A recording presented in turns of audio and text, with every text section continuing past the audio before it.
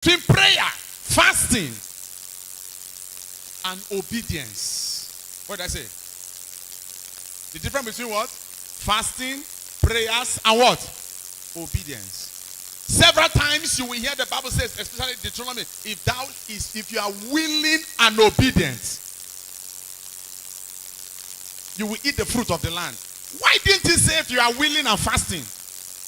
If you pray well and fast well. There are seasons of prayers. There are seasons of fasting. There are seasons, sir, of obedience. There are times God just needs you to obey certain things. Either for your escape, for your next level, for your miracle, and for different things. You must understand this. This is what I stand for. This is what I teach. This is what I live for. And this is what I will die for. Bringing the truth your way.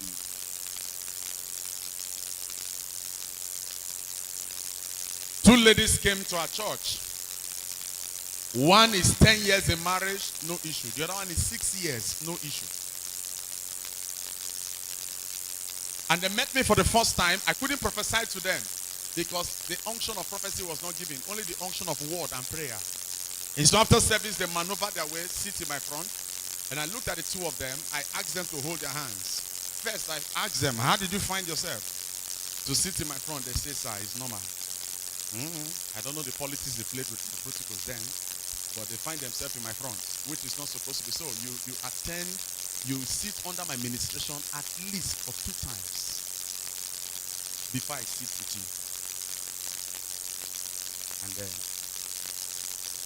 the Lord told me, he said, the one that is 10 years barren will conceive and have a boy child. Why the one of 6 years should not envy this one? Because the one of 6 years was actually the one who said she's coming to church. The one of 10 years only followed. Let me just follow you and see what is happening there.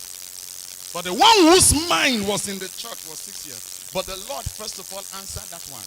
And he said, you don't be jealous of this one. Then you 10 years, you are going to do something now. Go to your bank account, withdraw some amount of money, do it like this, do it like this, do it like this. And you, don't do anything. Your own is just, don't jealous this one. When this one delivers, go and wash the pampers. Go and clean the bum of the newborn baby. Do semi or mugo. And then you will have a girl child. And it will be 3 months after. I was talking, the two of them were looking at me. I said, that's what I said, 3 months after. 3 months later, you will conceive, and your own will be girl, your own will be boy. That's all. Immediately ran to the bank, withdrew money, obey. No prayer. I'm not saying after the miracle they travel to Lagos, they are still in church till now. And then something leads to something. In another service, I called her. I said, give me a piece of paper. You have a husband that is a doubting Thomas. Let me write the same prophecy. Gum it in your room.